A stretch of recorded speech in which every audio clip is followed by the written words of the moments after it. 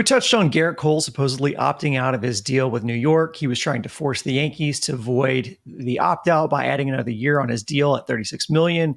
In another Scott Boras blunder, the Yankees called his bluff and Cole relented. So it turns out he's not opting out. Prior to that, there was some online speculation that the Yankees could use the opportunity to give Cole a raise, extend him an additional year, but also restructure and backload his deal with New York, allowing them some financial flexibility, a la what LA has done with their payroll.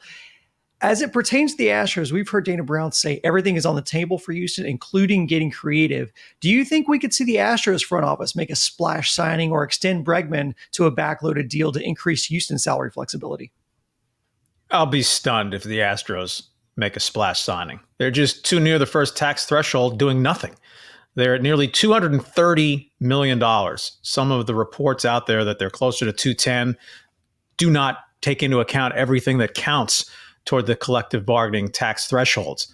Not to jump on Jim Bowden, but if they'd signed Bellinger and Bregman to his deals, the Astros would have blown through the third tax tier without adding any pitching.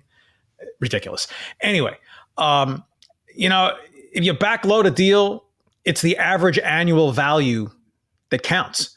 So if you were to sign Cole as the Yankees and pay him $10 million, $10 million, $10 million, $10 million, $80 million over 5 years, it still counts $24 million per year toward the CBT. Now, if you're not a franchise as rich and liquid as the Yankees can be in a heartbeat, there might be value in pushing the money that you lay out. Right? The Ohtani deal, $700 million, $70 million per year.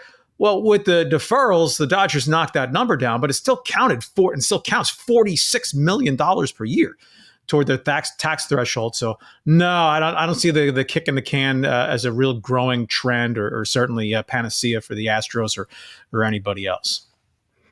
I'm kind of with Charlie here, and I base that off of when's the last time they gave out a big contract. Well, it was to Hader last year, and they didn't defer any of that. It's a straight up deal. So a lot of people were talking about these things last year, but the Astros opted to not do it. They just gave them a traditional deal. So, yeah, it's a fun thought to think that, we can find all these ways to squeeze these players in this little period of time and then pay them down the road. But from what we've seen so far, the Astros just haven't been interested in doing that. I want to make the point that's come up from time to time. Jim Crane is not under obligation, right? The Astros still have the core of a good team. No question they're an AL West contender going into 2025 at this point, unless, oh my God, they stripped it down. And that's not going to happen this offseason. It's not mandatory. But when you talk the talk, the window's always open as long as I'm here. If you eat $10, $20 million in operating income losses a year, that's a rounding error for a billionaire. And as I've noted before, Crane and the group at the time paid $610 million for the franchise. They could sell it for $2 billion more than that tomorrow if they wanted to. So again, it doesn't mean that Jim Crane is being a miser Scrooge if he says, I'm not just going through that second tax like it's nothing. It's not going to impact the grandchildren's trust funds if he did. But billionaires don't like squandering money. Too many people don't care about being fiscally irresponsible today. I'll worry about it tomorrow. That's why credit card debt crushes people and why credit card companies make billions. Anyway, not to go too much into an economic seminar, but for 1 year, for the Astros to go beyond the second number, which would be $261 million, it would not be crippling. The Astros carry a $270 million payroll. That would give them about $40 million to work with right now. Jim Crane would be looking at a tax of nearly $10 million for 2025. Now it'll become really important to get down below that number for 2026, where the tax becomes really that much more punitive and you lose draft positioning by 10 slots with your highest pick. But for 2025, if Jim Crane says, you know what, we've been minting money the last couple of years as a top 5 revenue team, if we're willing to lose cash on the barrelhead in 2025, well, that opens up more possibilities for the Astros, including stretching the rubber band to keep Bregman if, as an Astros fan, you're thinking that should be the number one priority. I just want to take this opportunity. If Jim Crane's listening, this podcast can be bought for the low cost of a rounding error as well.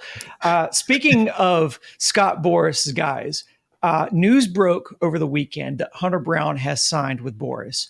Do you think that this points to the possibility of an early extension for Brown with Houston, a la what we saw from Bregman and Altuve, and more recently with Cristian Javier? I think it's certainly a possibility. If we look when Javier did it, he did it right before arbitration. Hunter Brown has another year before that hits.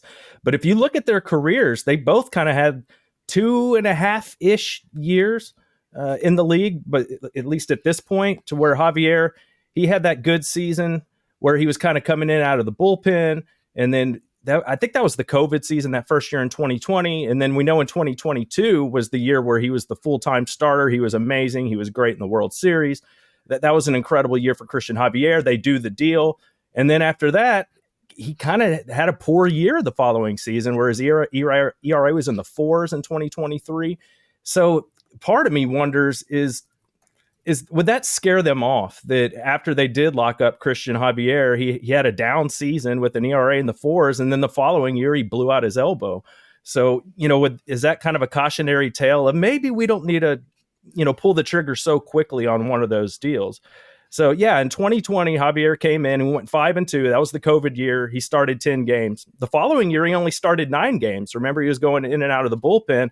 And then he had that great season in 2022 where he had the 2.54 ERA. So they were thinking this is one of the best pitchers in the league.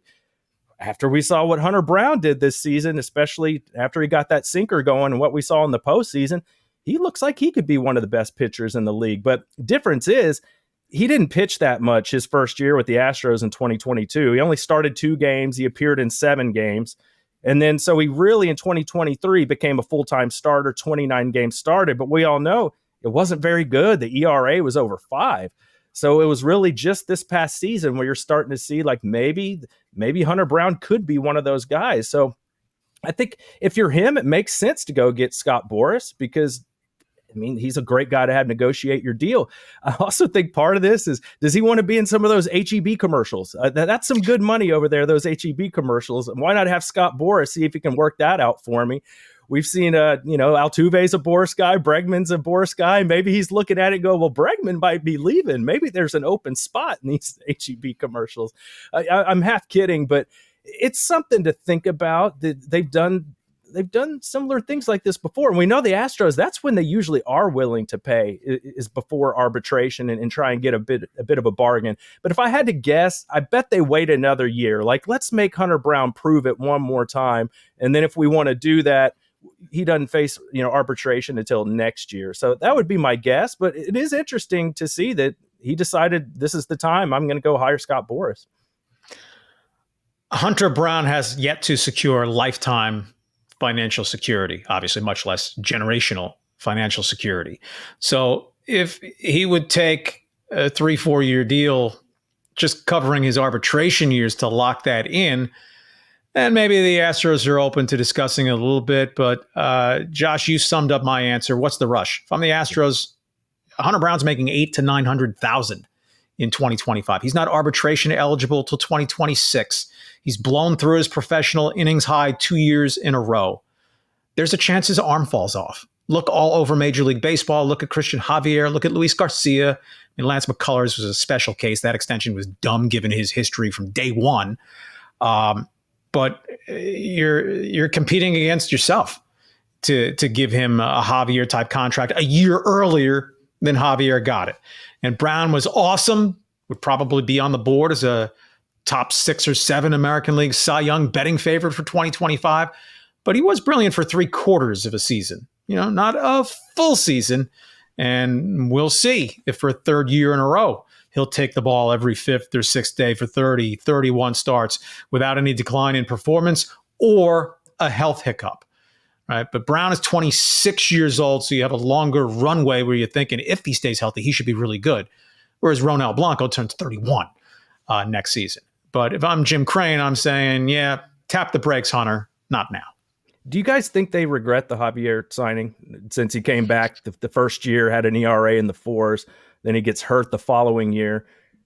Do you think maybe they're like, maybe we wish we hadn't have done that?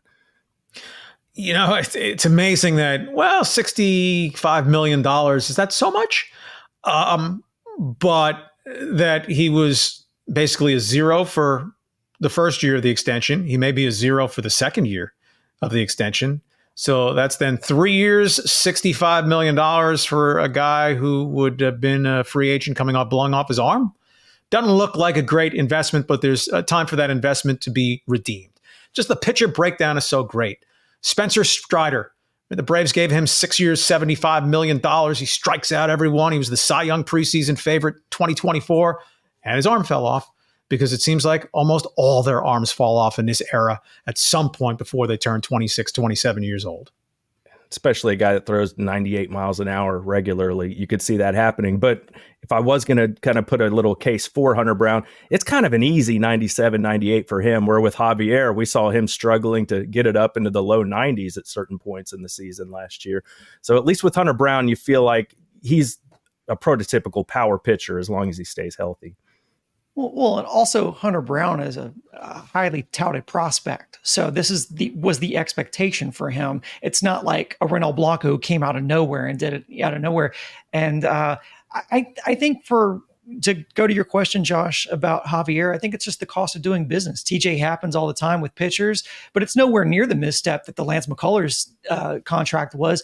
And that was from James Click. And for all of the talk about what happened post James Click and the mistakes that were made there, that's on Click's watch. So, not all these GMs are perfect and they're going to make mistakes. And keeping from the same energy from my last transition, we too are available for HEB commercials. All right, guys. Any final thoughts on your expectations for Astros free agency? Do we anticipate any surprises, or should we all be tempering our expectations right about now? Oh, I'd be tempering. Unless Jim Crane proclaims, say that twice slowly. Easy for you to say. Jim Crane proclaims that, we're willing to go through that second tax for 1 year, and then we'll need to do a reset. But for they just don't have the room until they trade Fromber and or Tucker. And that's the kind of thing, by the way, that could influence, we'll extend Hunter Brown a little bit if we know we're kissing off any idea of keeping Fromber beyond 2025. If they can't offload salary, I just don't see where they take on much. If Bregman is gone, they have to know they're going beyond that first threshold as a repeater. So it's a 30% tax. So on the 20 million you go over, up to 20 million over, it's a 6 million tax. That's a Victor Caratini. That shouldn't stop you from making moves to try to improve a roster that's not great anymore. Yeah, and looking at the names at first base, a lot of these, Carlos Santana, you're hearing his name batted, right? 38 years old. Paul Goldschmidt, 37 years old. You don't want to make another, Jose Abreu mistake. Obviously, you're not going to commit to as many years to one of these guys, especially after the hindsight of the Abreu deal. But none of these feel like great options. And we've talked about it before. First base, you feel like you should be able to find a hitter you can plug in at first base instead of having to go out on the free agent market and spend money, which brings me to Pete Alonso. You're hearing a lot of, if Bregman leaves, maybe he comes to the Astros. Looking at his numbers, he's regressing in almost every category over the last several years. So the thought of how much and how many years you would have to commit to him, it doesn't make me feel good. I mean, let's see, in 2023, he hit 217. Last year, a little better at 240. But even if we throw out batting averages, this past season was the first year he didn't have an OPS of 800 or higher. And I mean, the RBIs are falling off. The home runs are falling off. After the Abreu experience, I'm a little bit, being a little bit more conservative with what I'm going to do with my long-term plans if I'm the Astros. Big lumbering guys generally don't age that well. Alonso's 30, not 34, and his fall off to his worst home run season still was 34 home runs. But yeah, already paying Abreu $19.5 million. They're going to pay another $25 million on top of that at first base. I think they look for a right-handed platoon partner with Singleton because he's cheap and was competent against righties. And again, it's not only about 2025.